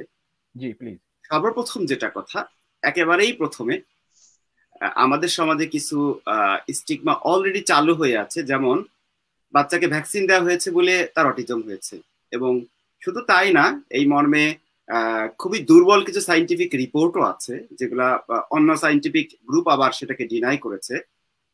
এরপরে কারো কারো ধারণা আছে যে বাচ্চাকে অতিরিক্ত ট্যাব দেখার কারণে, অতিরিক্ত টেলিভিশন দেখার কারণে, কার্টুন দেখার কারণে তার অটিজম হয়েছে, অথবা বাবা মার নেগলিজেন্সির কারণে বাচ্চার অটিজম হয়েছে, যে বাবা মা ঠিক মতো বাচ্চাদেরকে সময় দেয়নি, যার কারণে অটিজম হয়েছে। আমি সবাইকে বলতে চাই যে অটিজম হওয়ার ব্যাপারে এই সমস্ত কোনো কাজই দায়ী না, এবং বেসিক্যালি বাবা মায়ের কোন রকম কোনো দায়ী নেই অটিজম হওয়ার জন্য। এখন আসেন, কিছু স্পেসিফিক ফ্যাক্টর তো আছেই এর সাথে দায়ী। তো সাধারণভাবে চিকিৎসা বিজ্ঞানীদের গবেষণা বলছে, লম্বা সময়ের গবেষণা, যে এখন পর্যন্ত স্পেসিফিক্যালি একটা কজ অটিজমের জন্য দাঁড় করানো যায়নি। মাল্টি ফ্যাক্টর এখানে ইনভলভড। যেমন হচ্ছে, অটিজমের সাথে যদি কিছু অ্যাসোসিয়েটেড ক্রোমোজোমাল ডিজিজ থাকে, যেমন ফ্রাজাইল এক্স সিনড্রোম, অথবা কিছু জেনেটিক ডিজিজ যেমন টিউবারোস স্ক্লেরোসিস, তারপর এই টাইপের কিছু জেনেটিক ডিজিজের সাথে অ্যাসোসিয়েশন আছে। কিছু জিন আছে যেই জিনের মিউটেশনের কারণেও এই অসুখ হতে পারে। তবে সেই ক্ষেত্রে কথা হচ্ছে, যেই জিনগুলোর জন্য অটিজমের কারণ ধরা হয়, সেই জিনের জন্য স্পেসিফিক কিছু অসুখ আছে। যেমন একটা জিন আছে, যেই জিনের কাজ হচ্ছে ব্রেনের, এই যে আমি শুরুতে আপনাকে বলেছিলাম যে ব্রেনের যে নেটওয়ার্কিং হয়, এই নেটওয়ার্কিং তৈরি করার জন্য যে প্রোটিনটা দরকার, সেই প্রোটিনটা ডেফিসিট হয়। সেই প্রোটিন ডেফিসিটের কারণে তার স্পেসিফিক একটা অসুখ হয়, সেই অসুখের সাথে অ্যাসোসিয়েটেড অটিজম থাকতে পারে। তো এই জন্য আমরা ডক্টর, তার মানে আপনি বলছেন নিউরো ট্রান্সমিশনে যদি কোনো রকম সমস্যা থেকে থাকে? জি জি, নিউরো ট্রান্সমিটার ডিজিজের সাথে অ্যাসোসিয়েটেড ডিজিজ হিসাবে, অ্যাসোসিয়েটেড সিম্পটম হিসাবে অটিজম থাকতে পারে। জি জি। তো নির্দিষ্টভাবে আমরা কোনো বিষয়কে আমরা দায়ী করছি না। যেমন কোন কোন ক্ষেত্রে প্রিম্যাচুরিটিও একটা কারণ হতে পারে, তবে ওই যে সবকিছু যদি একসাথে ব্যাটে বলে হয়, তাহলে অটিজম হতে পারে। এটা হচ্ছে প্রাথমিক কথা। আর এরপরে কোশ্চেন আপনি কি বলেছিলেন? আমি বলেছিলাম যে এটা কি, মানে তাহলে আপনি হেরিডিটারি বা জেনেটিক, এটা কোনো ট্রেল না, কাজেই আমাদের এক কথায় উত্তর দিলে না। না। আর যদি আপনি আরো ডিটেইল যদি করতে চান, অ্যাসোসিয়েটেড ফ্যাক্টর কখনো কখনো থাকতে পারে। এখন এটার জন্য বাবা বা মা বা বাবার বংশ, অর্থাৎ দাদা দাদি বা নানা নানি বা মায়ের মা, মায়ের বাবা, তাদের কাউকে দোষারোপ করার যে প্রবণতা আমাদের দেশে এক পক্ষ আর এক পক্ষকে, এইটা দূর করতে হবে। এর সাথে বিজ্ঞান ভিত্তিক স্টাবলিশড কোন রকম মানে নাই, সম্পর্ক নাই। কারণ এই ধরনের সংসারে এই ধরনের দোষারোপের যে প্রবণতা, এর ফলে হয় কি, সাংসারিক অশান্তি, সামাজিক সম্পর্ক, পারিবারিক সম্পর্ক নষ্ট হয়। এই বিষয়টাকে আমাদের আসলেই মানে গোড়াতেই দূর করা উচিত। ধন্যবাদ ডক্টর আরিফ, আপনি এই বিষয়টাকে আমাদের সম্মুখে নিয়ে আসার জন্য। আমি শুধু দর্শক শ্রোতা আপনাদেরকে আবারও বলি, দয়া করে এই আলোচনাটা অনেকের কাজে লাগবে। আপনারা আপনাদের ভবিষ্যতের বা আপনাদের নিজেদের কিংবা আত্মীয় স্বজনের উপকারের জন্য, কাজে লাগার জন্য এই প্রোগ্রামটাকে আপনারা শেয়ার করে রাখবেন। আপনারা যদি কোনো প্রশ্ন করতে চান, please do ask the questions. আমাদের এখানে প্যানেলে ওয়ার্ল্ড ফেমাস সায়েন্টিস্ট আছেন, বাংলাদেশের সেরা সাইকোলজিস্ট আছেন, তারা আপনাদের প্রশ্নের দেবেন ইনশাআল্লাহ। আমি ডক্টর আরিফ আপনাকে আসছি যে ওই যে আপনি এর আগে বলেছিলেন আপনার একটা কোশ্চেনে আপনার বক্তব্য বলেছিলেন যে এটাকে অনেকটাকে ইয়ে করা যায়, কি বলে, ডিলেড করা যায় ডেভেলপমেন্ট, অর্থাৎ এই এই এই অটিস্টিক স্পেকট্রামটা যেন প্রোগ্রেস না করে, এটাকে ঠেকানো যায় অথবা প্রোগ্রেশনটাকে ডিলে করা যায়। আমি সেই বিষয়ে আপনার কাছে আসবো। মোখলেস ভাই, আমি আপনার কাছে বলছি সোশ্যাল স্টিগমার শিকার হয়ে পারিবারিক অশান্তি তো হচ্ছেই, বাচ্চার নিজের জীবনটা, অর্থাৎ এই যে একটা নবজাতক বাচ্চা, একটা বেবি, যার নিজের এই অসুস্থতার উপরে যার নিজের কোনো রকম কন্ট্রিবিউশন নাই, নিজের কোনো দায়ী দায়িত্ব নেই, অথচ সেই ছেলেটা বা মেয়েটা, সেই বাচ্চাটাও ঝুঁকির ভেতরে পড়ছে। তার টোটাল কেয়ারটা নেগলেক্টেড হচ্ছে বাবা মার কাছ থেকে, একদম সবচেয়ে নিকটজনের কাছ থেকেও নিগৃহীত হচ্ছে। এ ব্যাপারে যে এর যে মানসিক ইম্প্যাক্ট পড়ছে বাচ্চার উপরে এবং মায়ের উপরে, বাবা মায়ের উপরে, এ ব্যাপারে আপনি তারা কি করতে পারে বলে আপনি মনে করেন, কি করা উচিত? আপনি এখানে দুটো জিনিস বললেন, একটা হলো সোশ্যাল স্টিগমা আর মা বাবারা কি করতে পারে, দুটো জিনিস আপনি বললেন। এই জন্য বললাম যে দেখেন, স্টিগমা আছে তো অনেকই, যে ভাই অনেক কিছুই তো আছে। আর এই স্বল্প সময়ের পরিধিতে এই এই এই ডিসঅর্ডারটা নিয়ে একদম শর্টকাট রাস্তা বাতলায় দেওয়া, এটা এখানে সম্ভব হবে না। আমরা এখানে একটা ইন্ট্রোডাক্টরি একটা আলোচনা টাইপের কিছু একটা করতে পারতেছি মূলত। তো সোশ্যাল স্টিগমার একমাত্র বড় স্টিগমা হলো বাঁকা চোখে দেখা। আমার মতে বাঁকা চোখে দেখা কেন? একজন মায়ের একটা, যেখানে এটা ঠিক যে একটা বাচ্চা যখন পৃথিবীতে আসতেছে, সেটা কি আসবে, ছেলে আসবে না মেয়ে আসবে, সেটা কি হাত থাকবে না থাকবে না, না পা থাকবে না থাকবে না, চোখ টেরা হবে না সোজা হবে, এটার জন্য তো বাবা মার কোনো ফাংশন নাই এই জায়গায়। এটা বাবা মার কোনো ফাংশন নাই। হওয়ার পরে যদি কিছু মানে করণীয় থাকে সেখানে বাবা মা করতে পারতেছে, কিন্তু বাচ্চাটা আসার পরে তো তাদের কোনো ফাংশন নাই। এখন এই বাচ্চাটা নিয়ে সে তো সোশ্যালি কোনো জায়গায় সে শো করতে পারতেছে না, যেতে পারতেছে না। ছোট বোনের বিয়ের দাওয়াতে যাবে, সেখানে যারা থাকবে তারা তো তার আত্মীয়ই, তো তারা তো তার দিকে যখন তাকাচ্ছে বাঁকা চোখে তাকাচ্ছে। এখানে মানে আমাদের স্টিগমা, বড় স্টিগমা হইলো যে আমরা দেখতেই রাজি না, আমাদের সোসাইটির মানুষ এটাকে দেখতেই রাজি না। এটা হলো একটা বড় ধরনের স্টিগমা। এখান থেকে আমাদেরকে বের হয়ে আসতে হবে যে এই বাচ্চাটার জন্য কেউই দায়ী না, এটা আসছে, এটা আমাদের দেশের নাগরিক, এটা আমাদের দেশের মানুষ, এটা আমাদের সমাজের মানুষ, ওর শর্টকামিংস আছে। এই শর্টকামিংসটা রেখে আমরা কোন জায়গায় তাকে হাতটা ধরলে এই শর্টকামিংসটা দূর করা যাবে, আমরা কিভাবে ইয়া করতে পারলে, তার সঙ্গে যোগাযোগ করতে পারলে সেও আমার সঙ্গে যোগাযোগ করবে, এই ব্যাপারে নিজেকে সচেতন হওয়া। তো আমাদের যেটা বললাম যে বাঁকা চোখে দেখা, আরেকটা জিনিস হলো যে মানে আই এম পারফেক্ট, আমার বাচ্চা না সবগুলোই ভালো, ওর বাচ্চাটা না ওরকম, মানে I am perfect, this mother or this father is perfect, say perfect না। মানে এখানে একটা পিতৃত্বের, মাতৃত্বের, পারফেকশনিজমের একটা ধারণা আন্ডারলেইং তলে তলে মানুষের মধ্যে কাজ করে। এটা একটা। আরেকটা মানে স্টিগমা যেটা ইয়া হলে যে এরা একটা জায়গায় গেলে, যখন একটা সুস্থ শিশুও যায়, সে টেবিলের উপরে উঠে নিচে নামে, বসে পড়ে, এটা মুখে দেয় ওটা মুখে দেয়, এটা ধরে ওটা ধরে, এটাকে কিন্তু আমি খারাপ চোখে দেখছি না। আমরা সেখানে তালি বাজাচ্ছি, হ্যাঁ হলো, আমার কাছে আসো, তোমার কাছে যাও, ইত্যাদি। কিন্তু এই ধরনের বাচ্চাগুলো যখন আসে, তখন আমি একেবারে মানে জোকের মুখে লবণ দিলে যেরকম নিজেকে জোকটা কুচকে ফেলে দেয়, আমি তো পাড়াগাঁয়ের ছেলে, আমি জোক দেখেছি, আপনারা দেখছেন কিনা জানি না, মানে নিজেকে যেভাবে আটোসাটো করে ফেলে দেয়, ঠিক ওরকম নিজেকে সে অন্য সোসাইটির অন্য মানুষগুলো এই বাচ্চাদেরকে দেখলে পরে মানে নিজেকে আটোসাটো করে ফেললে যে এখানে আমার কোনো ভূমিকা নাই, কিন্তু এখানে আমারও যে প্রচুর ভূমিকা আছে এ ব্যাপারে আমি বেখবর, অর্থাৎ আমার ভূমিকা আছে নাই এ নিয়েও একটা আমাদের মানে স্টিগমা আছে। থার্ড আরেকটা জিনিস হলো মনে করে যে এটা মানে তাদের পূর্বপুরুষেরা পাপিষ্ঠ ছিল, এই পাপিষ্ঠ ঘরের পাপিষ্ঠ মেয়ে বা পাপিষ্ঠ মা, এটা হলো পূর্বপুরুষের খেসারত দিচ্ছে হলো এরা। কথা বুঝছেন? দেখেন মানে মামার কবর কোণে আর মামি কান্দে কোণে, ব্যাপারটা এরকম যে তাদের পূর্বপুরুষরা কি করেছে না করেছে সেটার জন্য দায়ী হবে এই বাবা মাটা, এই বাবা মাটা। এই ধরনের ব্যাপারগুলো এখানে চলছে। এখন যেটা জিয়া ভাই বললেন যে তাহলে বাবা মারা এর থেকে পরিত্রাণ পাবেটা কিভাবে, পরিত্রাণ পাবার রাস্তাটা হলো যে আমার বাচ্চা, আমি যদি স্পিরিচুয়াল দৃষ্টিভঙ্গিকে সামনে রেখে বলি, আপনাদের এই একাডেমি 21-এ আপনাদেরকে ধন্যবাদ যে আপনারা স্পিরিচুয়াল ব্যাপারগুলোকে বেশ নিয়ে আসতেছেন। আর আমি ব্যক্তিগতভাবে জিয়া ভাই যতটুকু জানি যে স্পিরিচুয়াল থেরাপির বিষয়গুলো নিয়ে আপনার যথেষ্ট আগ্রহ আছে, একটা অ্যাপটিটিউড আছে, আপনি এরকম এটা করতে চান।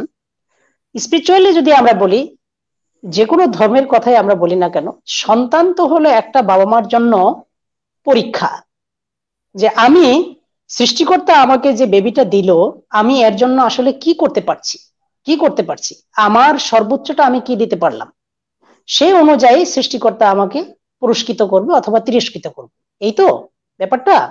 তো এটা যদি নিয়ে আসি, এখানে বাবা মা মনে করেন যে আমার সন্তান আমার সম্পদ, এটা আমার, আমি তো একটা কেয়ারটেকার মাত্র, আমি এটাকে টেক কেয়ারের দায়িত্ব।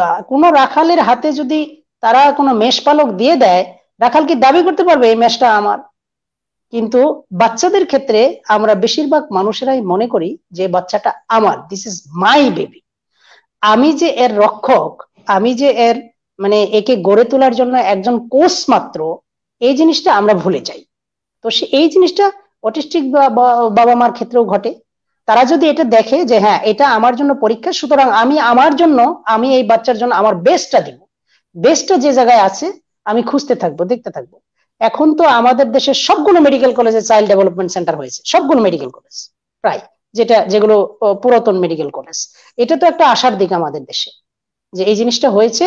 আমরা ওই যে আরিফ ভাই যে জিনিসটা বললেন যে আর্লি ডিটেকশনের জন্য তো এটা একটা মানে বড় ধরনের সুযোগ, আমরা এই সুযোগটাকে কাজে লাগাতে পারি।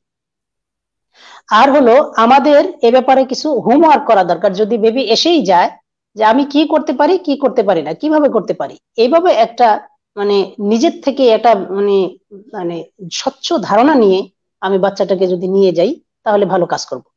থার্ড যে জিনিসটা খুব ইম্পর্টেন্ট, আমাকে সাহসী হইতে হবে যে আমি একে সব জায়গায় শো করাবো, আমি একে সবার কাছে নিয়ে যাব।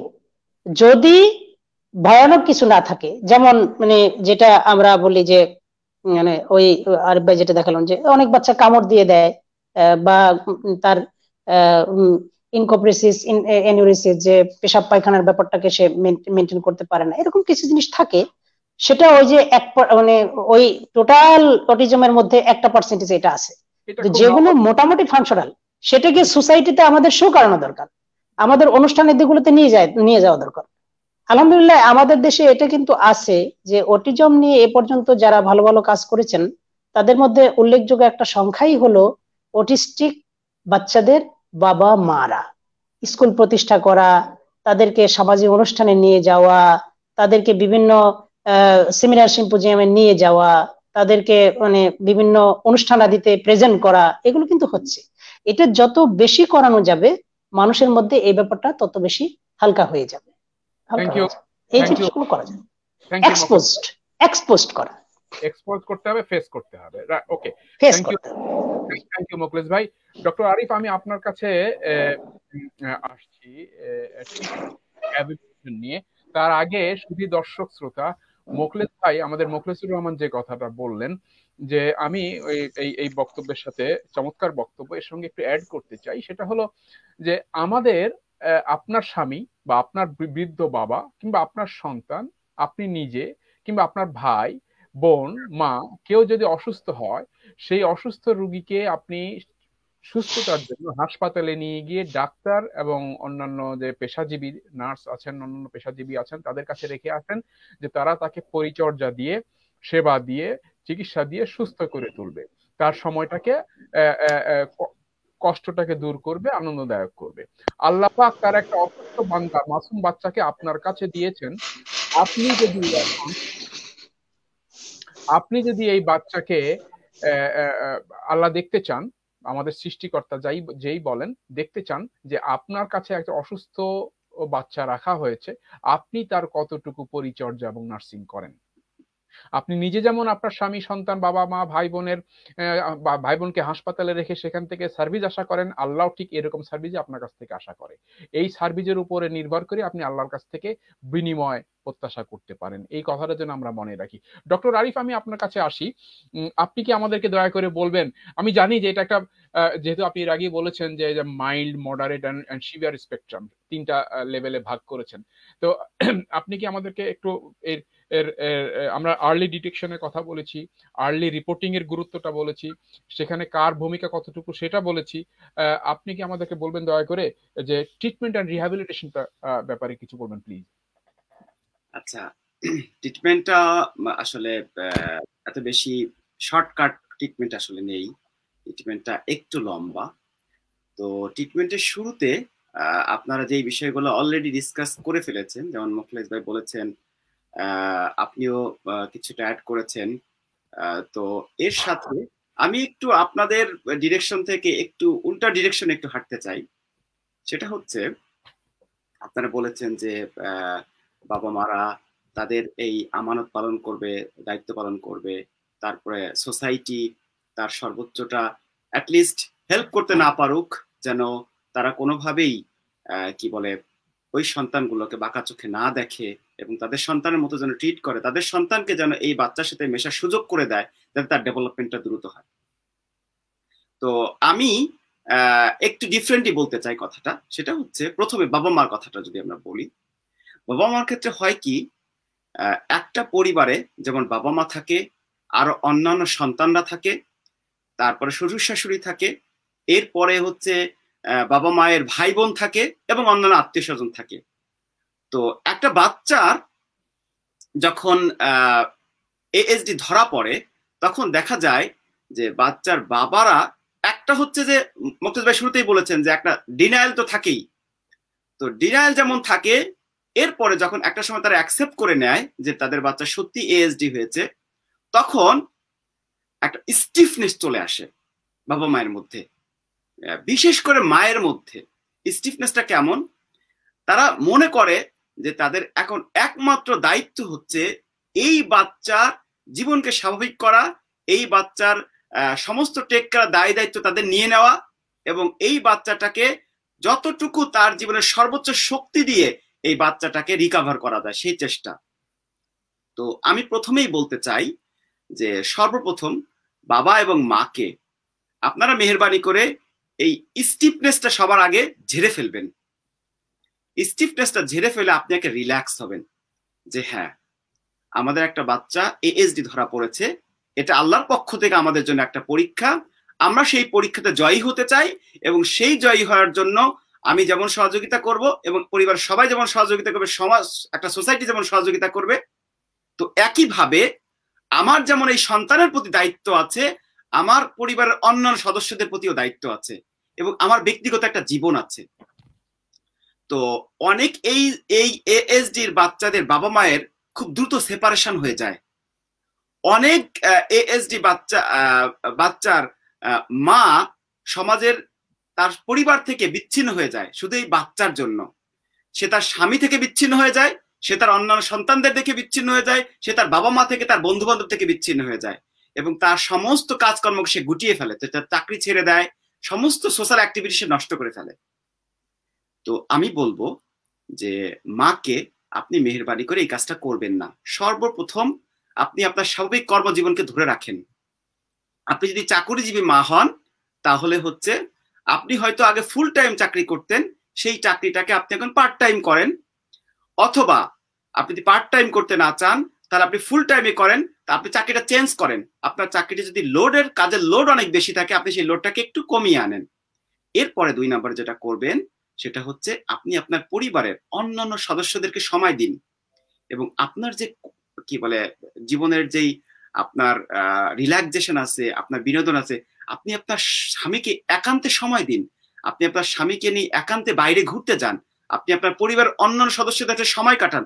আপনি আপনার বন্ধু বান্ধবকে টেলিফোন করুন, তাদের সাথে যোগাযোগ মেনটেন করুন, এবং আপনি তার মাঝখান থেকে যেই কোয়ালিটি টাইমটা বের করবেন, সেই পরিমাণটা যদি অল্প হয়, সেই কোয়ালিটি টাইমটা আপনার বাচ্চার জন্য আপনি নিবেদন করেন।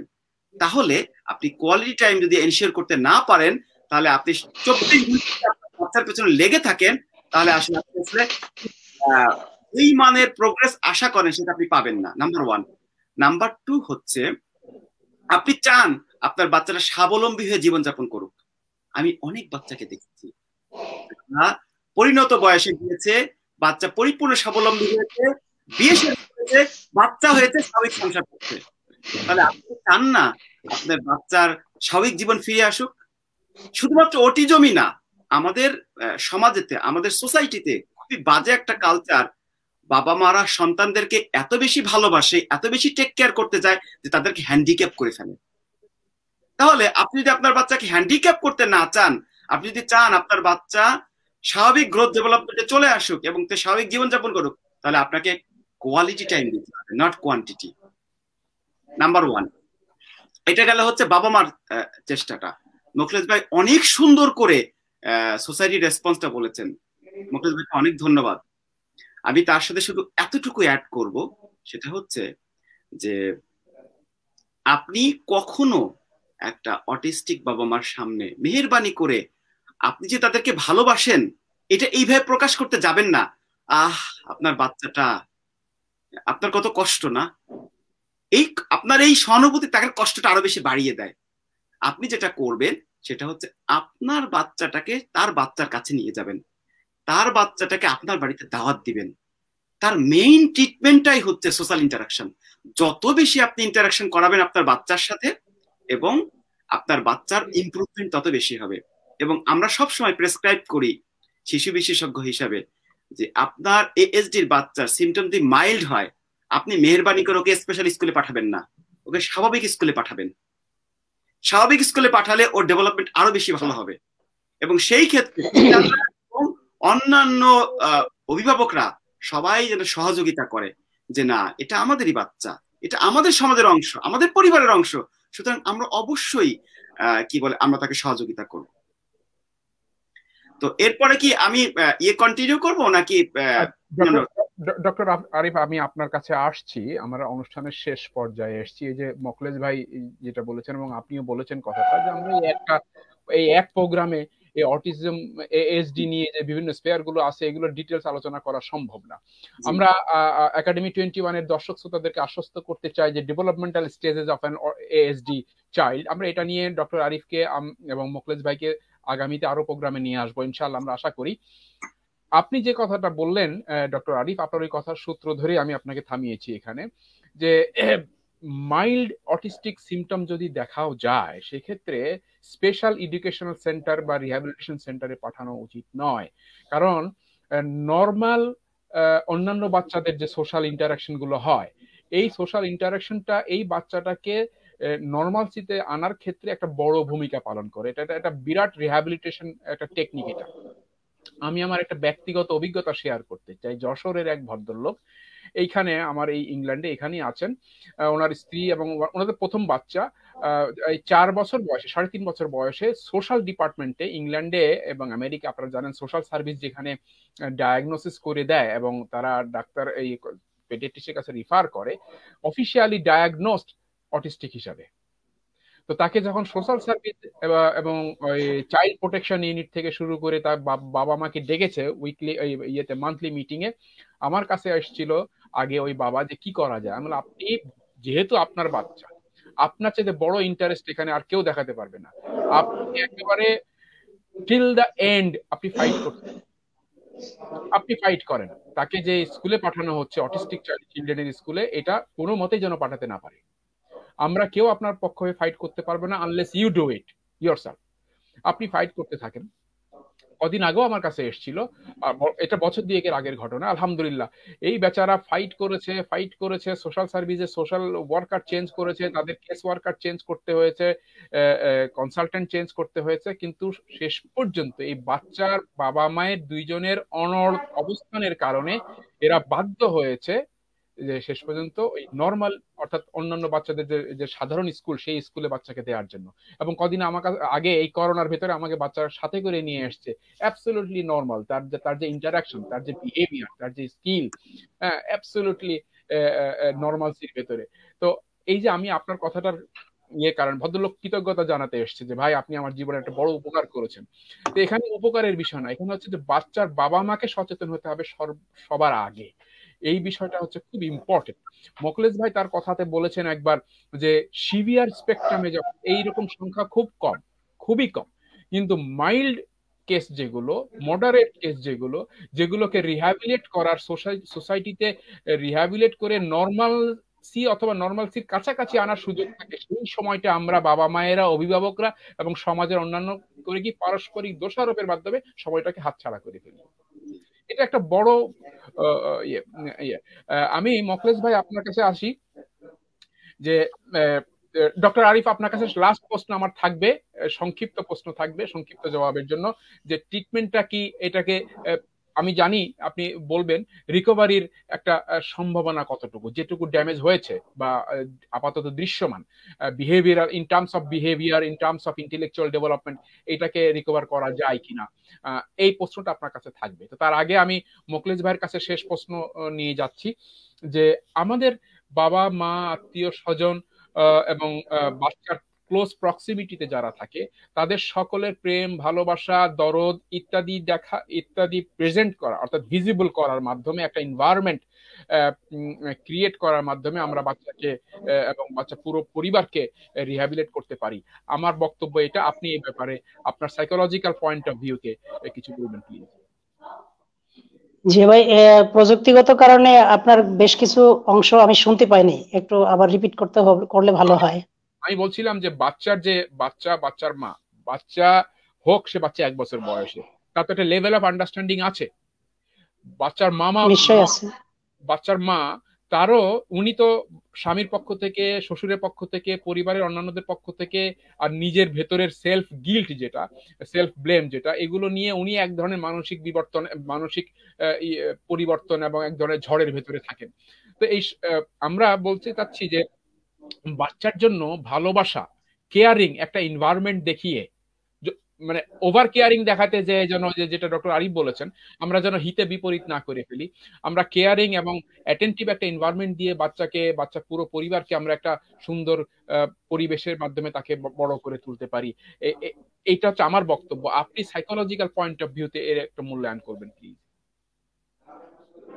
জি, তো যে ভাই আমি সরি যে মাঝখানে একটু নেটওয়ার্ক ঝামেলার কারণে আমি ডিটাচ হয়ে গেছিলাম, এই জন্য আরিফ ভাইয়ের অনেকগুলো গুরুত্বপূর্ণ কথা আমি শুনতে পাইনি। এর মধ্যে বতসোয়ানা থেকে আমাদের আরেকজন ক্লিনিক্যাল সাইকোলজিস্ট শিবলি সাদিক, সে একটা কমেন্ট লিখেছে, আমি দেখলাম স্ক্রিনে, যে আমাদের দেশের প্রফেশনালসরা যথেষ্ট কি এটা অ্যাওয়ারনেস বিল্ড আপের জন্য কাজ করছে, এই ধরনের একটা প্রশ্ন করছে। আমি বলবো না, করছে না। আমাদের দেশের প্রফেশনালরা এই জিনিসটা নিয়ে যেটা মানে খুব চমৎকার ভাবে অ্যাওয়ারনেস ডেভেলপমেন্টের কাজ করার কথা, সেটা কিন্তু করছে না। করা আছে অনেক, কোথায় গিয়ে পোস্ট দিয়েছে গোলাপ ফুলের কাছে, এইটার ছবি দিয়ে ফেসবুকে সরাসরি, কোন নৌকার মধ্যে সে গিয়ে গামছা মাথায় বাঁধতে মাঝি হয়েছে, এইটা দেখতে দেখতে আমরা ক্লান্ত হয়ে গেছি। এবং সেটা আমাদের মধ্যে যারা জ্ঞানী গুণী মানুষ তাদের মধ্যে দেখা যায়। কিন্তু কই, আমি একটা অটিস্টিক ছেলেকে নিয়ে একটা হাত ধরে একটু ঘুরাইছি, সাইকেলে তুলে ঘুরাইছি, সেটা কিন্তু আমরা দেখছি না। জাস্ট আমি একটা টোকেন প্রেজেন্টেশন এখানে করলাম। দেখবেন যে এখন সোশ্যাল মিডিয়ার কারণে আমাদের প্রচুর এই জিনিসগুলো নিয়ে অ্যাওয়ারনেস ডেভেলপমেন্টের কাজ করা যায়, প্রচুর করা যায়, আমরা করতে পারি, জাস্ট একটু ইচ্ছে। তো ধন্যবাদ শিবলি, তুমি অনেক দূর থেকে আমাদের সঙ্গে সম্পৃক্ত হয়েছো। তো তোমার প্রশ্নের জবাবটাই আমি তুমি একসময় আমাদের দেশের ক্লিনিক্যাল সাইকোলজিস্ট ছিলা, যে তিক্ত অভিজ্ঞতা তোমারও আছে আমারও আছে। তো এটাও একটা অ্যাওয়ারনেস ডেভেলপমেন্ট যেটা একাডেমি 21 করছে। আমরা এখানে সুযোগ করে দেওয়ার ফলে আমরা 2-4 কথা বলতে পারছি, মানুষ শুনছে। উপকার যাই হোক না হোক, কিন্তু এই অটিজম শব্দটা তো মানুষের কাছে পৌঁছলো। আর আরিফ ভাইয়ের সায়েন্টিফিক কথায় মানুষের অনেকগুলো ধারণা এখানে ভুল হয়ে যাবে, যে এদের ফাংশনাল স্টেজটা কিন্তু কমিউনিকেশন রিসিপ্রোসিটি, সঠিকভাবে কমিউনিকেশনটাই করতে পারে না। কমিউনিকেশনের মধ্যেই তাদের একটা ঝামেলা থাকতেছে। তো কমিউনিকেশনটা ডেভেলপ হবে কিভাবে যদি আমরা সেই জন্য পর্যাপ্ত ওয়ার্ম তাকে না দেই, কমিউনিকেশন না করাই। তো কমিউনিকেশন করাটা তো একটা স্কিলের জায়গা, এটা তো বড়ি খেয়ে হবে না। এটা তো আরিফ ভাই ট্যাবলেট লিখে দিল, প্রেসক্রিপশন করে দিল, খাবে আর কমিউনিকেশন হয়ে যাবে, এটা তো হবে না। এটা তো তাকে স্কিল ডেভেলপ করাইতে হবে, তাকে হাতে ধরে কাজটা করায় দিতে হবে। আর জিয়া ভাই যেটা বললেন যে আমাদের সাইকোলজিক্যাল ভিউ পয়েন্টটা কি, আমাদের সাইকোলজিক্যাল ভিউ পয়েন্টটা হলো এই যে মহব্বত। আমরা প্রচুর বাচ্চা কাচ্চাদেরকে মহব্বত করি। হ্যাঁ, আমাদের মহব্বতের অবস্থা এরকম যে এত পরিমাণ কোলে নিয়ে থাকি, বুকের সঙ্গে জড়ায় রাখি, যে এর ফলে হাঁটাই শিখে না, হাঁটতেই শিখে না। তাহলে এখন দোষটা কার? আমি যে কোলে নিতে নিতে বাচ্চাকে হাঁটতে দেরি করা, বিলম্ব করাইলাম, তো এটা তো আমরা দেখতেছি না। আমাদের এই নজরটা রাখবে। তো এরা যেহেতু একটা একটা শর্টকামিংস থাকে, আমাদের মধ্যে একটা সাইকোলজি এরকম কাজ করে, ওকে ও মনে হয় এই কাজটা করতে পারবে না, ও মনে হয় এই কাজটা করতে পারবে না, ও মনে হয় কলম দিলে হাতের মধ্যে কলমটা দিয়ে গুতা মারবে। এটা তো আমার সমস্যা, দিস ইজ মাই পারসেপশন। আমি তাকে শর্টকামিংস এর ভিউ পয়েন্ট থেকে লেন্স দিয়ে দেখছি, আমার লেন্সের মধ্যে তাকে দেখার জায়গাটা হলো শর্টকামিংস।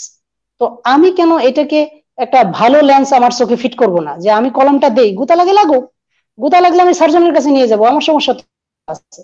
আমি কেন তাকে সাইকেল উঠাবো না, সাইকেল চালাইতে দিব না? সাইকেল চালাই যদি পা ভাঙে ভালো, আমি ভালো একজন অর্থোপেডিক্স ডাক্তারের কাছে নিয়ে যাব, কিন্তু ও তো সাইকেল চালানো শিখবে দিন শেষে। এই যে তাদেরকে স্কিল ডেভেলপ করার জন্য যে আমাদের সহযোগিতাটা, যেটা ওই যে কথা আছে না, কি বলে যে যুদ্ধে পরাজিত হবে এই ভয়ে আমি যুদ্ধেই পাঠাইলাম না। তো যুদ্ধে পাঠাইলাম না, আমি তো পরাজিত এমনি হয়ে বসে থাকলাম, এমনি হয়ে বসে থাকলাম। এই জিনিসগুলো আমাদের আছে, যে আমরা মনে করি যে আমার এই ছেলেটা দিয়ে হবে না, আমার এই বাচ্চাটাকে দিয়ে হবে না। কিন্তু আমরা এটা ভাবি না যে যে বয়সে আমি তাকে হবে না ভাবছি, সে বয়সে আমিও হাঁটতে পারতাম না অনেক জায়গায়, আমি ভালোভাবে কথা বলতে পারতাম না অনেক জায়গায়, আমার নানান জায়গায় ঠ্যাং কাঁপতো, আমার বিভিন্ন জিনিস আমরা ইয়া করতে পারবো না।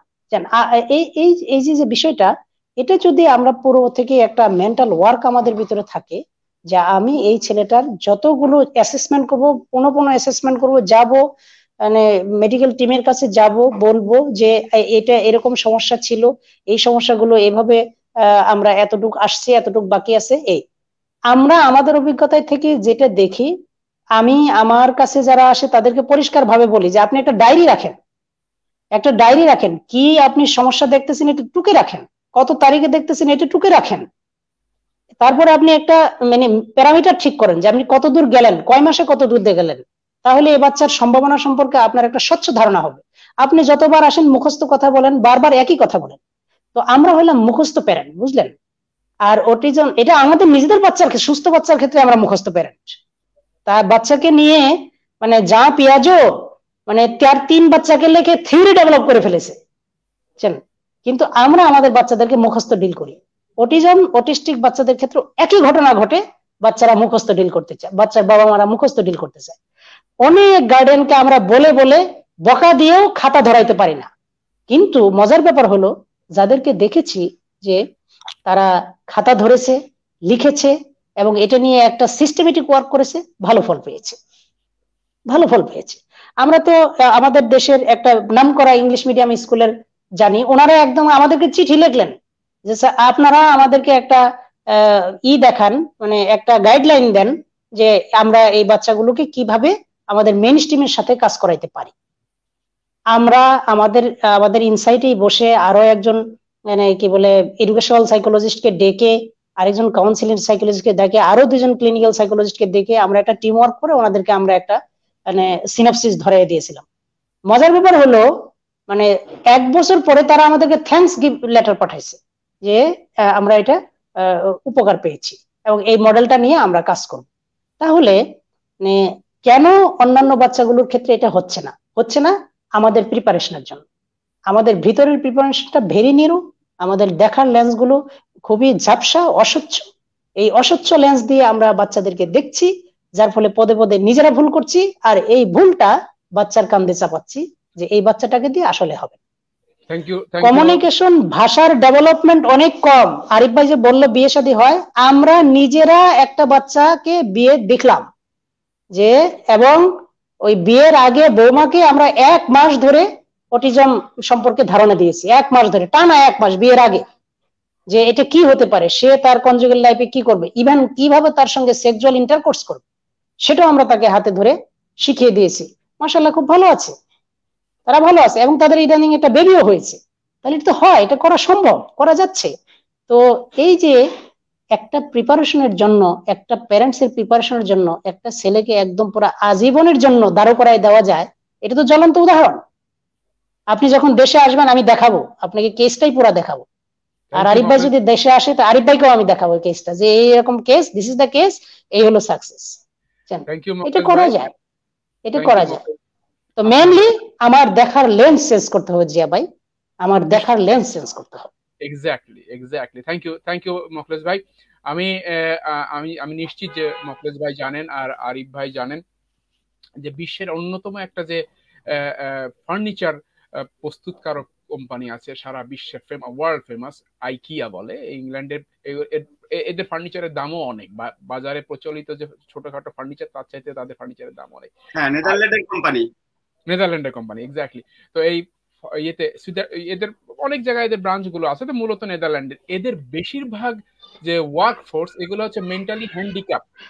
তাদেরকে এইভাবে ট্রেন আপ করা হয়েছে যে তাদের যে প্রোডাক্ট, তাদের যে ডিজাইন, তাদের যে প্রোডাক্ট বিশ্বে বেশি দাম দিয়ে, কয়েক গুণ বেশি দাম দিয়ে মানুষ কেনে, এবং ওয়ার্ল্ড বেস্ট প্রোডাক্ট।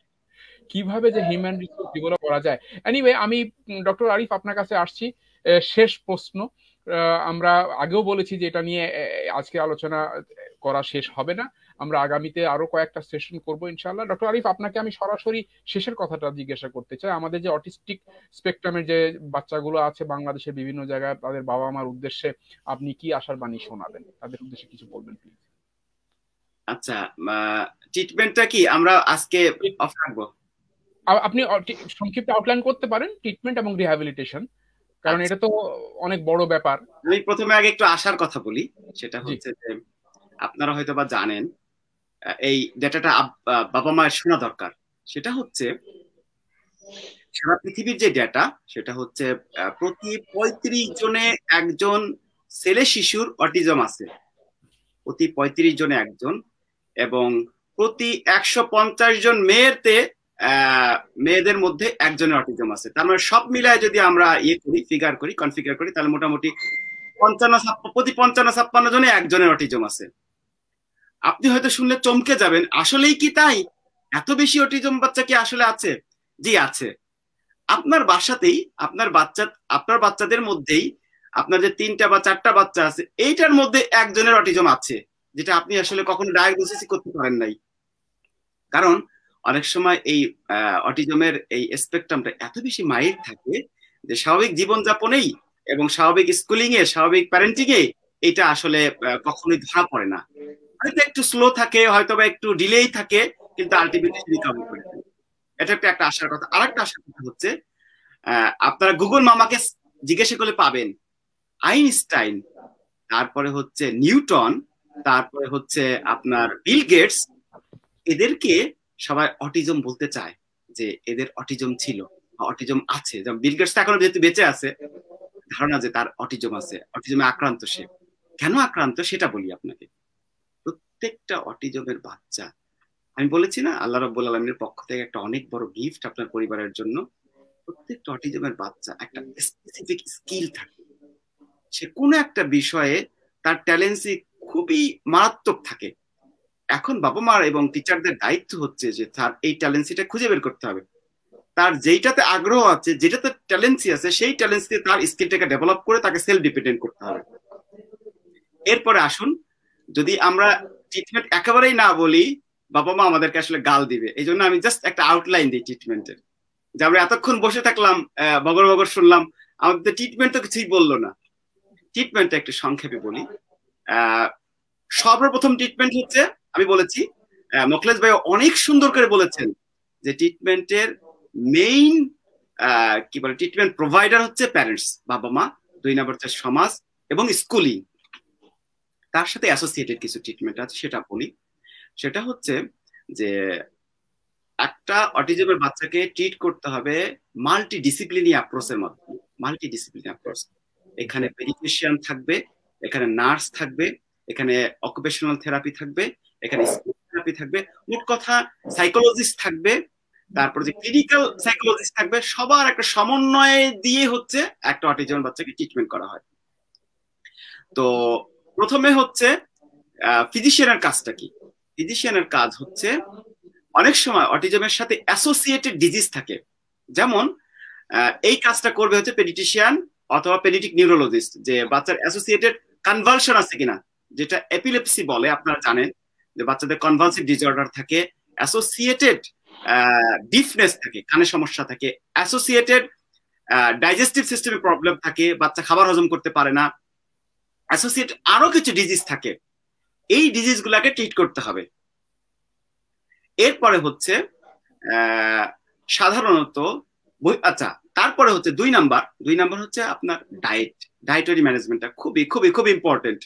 আমি প্রত্যেকটা অটিজমের বাবা মাকে বলবো, আপনি বাচ্চার ট্রিটমেন্টের সাথে আপনি গুরুত্বপূর্ণ একটা অ্যাপয়েন্টমেন্ট নেবেন হচ্ছে একজন ক্লিনিক্যাল ডায়েটিশিয়ানের। যদি হসপিটালের সাথে ক্লিনিক্যাল ডায়েটিশিয়ান অ্যাটাচ থাকে তাতে খুবই ভালো। যেমন ঢাকায় যে আপনার কর্পোরেট হসপিটাল গুলো আছে, এটার প্রত্যেকটার সাথে একজন ক্লিনিক্যাল ডায়েটিশিয়ান থাকে। যদি সেটা না থাকে তাহলে আপনাকে পার্সোনালি সেটা করতে হবে। ডায়েটিশিয়ানের কাজ হচ্ছে বাচ্চাকে আমরা কিছু রেস্ট্রিক্টেড ডায়েট দিই। যদিও এই রেস্ট্রিক্টেড ডায়েটের ব্যাপারে অনেক বিতর্ক আছে, তবে to stay in safe side আমরা অলওয়েজ 3টা খাবারকে নিষেধ করি। নাম্বার 1, গ্লুটেন এবং গ্লুটেন কন্টেইনিং খাবার। গ্লুটেন থাকে কিসে? গ্লুটেন থাকে হচ্ছে আটা এবং আটা জাতীয় খাবার, গম এবং গম জাতীয় খাবার। হ্যাঁ, যদি আটা যদি আপনার কর্ন থেকে আসে, যেটা কর্নফ্লাওয়ার, সেটা আপনি খাওয়াতে পারবেন। আটা যদি আসে চাল থেকে, আপনি সেটা খাওয়াতে পারবেন।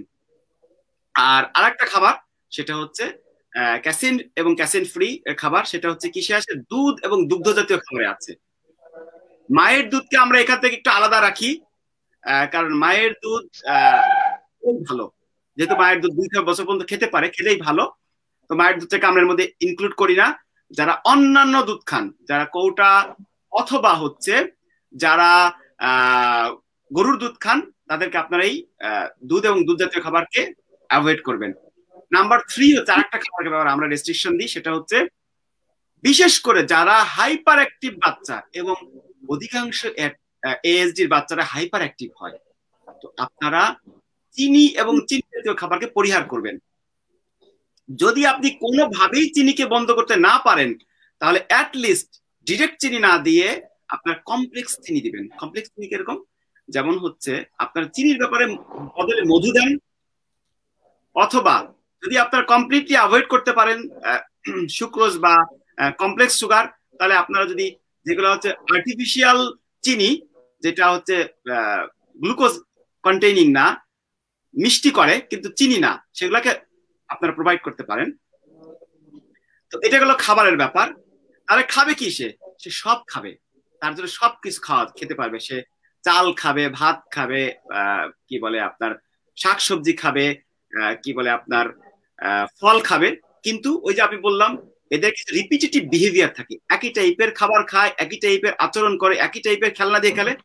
তো এইটাকে আপনার ক্লিনিক্যাল ডায়েটিশিয়ানের সাথে কথা বলে তার পছন্দের খাবারের মধ্যে আপনি তার এই ডায়েটারি ব্যালেন্সটা কিভাবে করতে পারেন সেটা এনশিওর করবেন। এরপরে আসেন স্পেসিফিক থেরাপি, যেটা অটিজমের বাচ্চার জন্য লাগবে, সেটার নাম হচ্ছে ABA, যেটাকে বলে হচ্ছে অ্যাপ্লাইড বিহেভিয়ারাল অ্যাপ্লায়েন্স। এই ABA নামে হয়তোবা বাংলাদেশে নেই, সাধারণত ABA আপনার উন্নত দেশগুলোতে আছে। আরিফ ভাই আছে। আচ্ছা আচ্ছা, তাহলে তো খুবই ভালো। তো অনেক বাবা মারা জানে না আসলে এই ABA শব্দটার সাথে পরিচিত না, কিন্তু ট্রিটমেন্টের সাথে পরিচিত।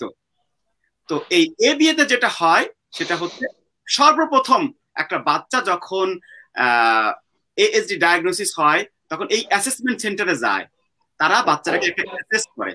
তার সমস্যাটা কোথায়, তার ল্যাকিংটা কি মেইনলি কমিউনিকেশনে, মেইনলি সোশ্যাল কি বল কমিউনিকেশনে, নাকি আপনার ভার্বাল, নাকি কোন জায়গাটাতে সমস্যা, এই সমস্যাটা আগে অ্যাড্রেস করে স্পেসিফিক্যালি। কারণ তারা কি করে, সব বাচ্চাকে কি ম্যানেজমেন্ট দিতে পারবে না, তারা একটা গ্রেডিং করে। ধরেন গ্রেডিং এ, গ্রেডিং বি, গ্রেডিং সি, অথবা কোন নাম দিয়ে করতে পারে। কিরকম নাম? যেমন একটা নাম দিতে হবে সানফ্লাওয়ার, দিতে হবে রোজ। মোট কথা তাদের ক্লাস ডিফারেন্ট ডিফারেন্ট অ্যাকর্ডিং সিচুয়েশনের উপর তারা গ্রেডিং করে একটা অ্যাসেসমেন্ট নির্ধারণ করা যায়। এই বাচ্চার জন্য আমরা সরি এই ট্রিটমেন্ট আমরা দিব। তো ট্রিটমেন্টের চলার পরেও সরি এই ট্রিটমেন্ট চলার পরেও, শুরু করার পরেও প্রতি 6 মাস অথবা 1 বছর পর পর তাদের একটা অ্যাসেসমেন্ট হয়। অ্যাসেসমেন্টের পরে তার গ্রেডটা চেঞ্জ হয়। এই জন্য এটার মধ্যে স্পিচ থেরাপিস্ট থাকে, এটার মধ্যে অকুপেশনাল থেরাপিস্ট থাকে, এটার মধ্যে ফিজিশিয়ান থাকে, এটার মধ্যে কখনো কখনো ফিজিওথেরাপি থাকে, সাইকোলজিস্ট থাকে, ক্লিনিক্যাল সাইকোলজিস্ট থাকে। এই কমপ্লিট সেন্টারটাই আসলে চিকিৎসা তাদের এই মোটামুটি আমি ওভারঅল বললাম। ডক্টর আরিফ, আপনাকে অনেক ধন্যবাদ। আই শিওর আমরা আগামীতে আপনার কাছ থেকে এই বিষয়ে আরো ইলাবোরেটলি এবং খুব স্পেসিফিক্যালি শুনবো ইনশাআল্লাহ। মোখলেস ভাই, আজকে প্রোগ্রাম আপনার সময় এবং উপস্থিতির জন্য অনেক ধন্যবাদ। জি, আমাদের একাডেমি 21 এর দর্শকদের জন্য আপনার শেষ কথাটা প্লিজ। জি ভাই, মিস করে গেছি, আবার একটু রিপিট করেন শেষের শব্দটা। উপস্থিতির জন্য অনেক ধন্যবাদ। আমাদের একাডেমি 21 এর আজকের দর্শক শ্রোতাদের জন্য আপনার শেষ কথা। হ্যাঁ, ধন্যবাদ একাডেমি 21 কর্তৃপক্ষ আমাদেরকে এই মানে মেহমান হিসেবে এখানে ডেকে সম্মানিত করেছেন, বিশেষ করে আমাকে সম্মানিত করেছেন।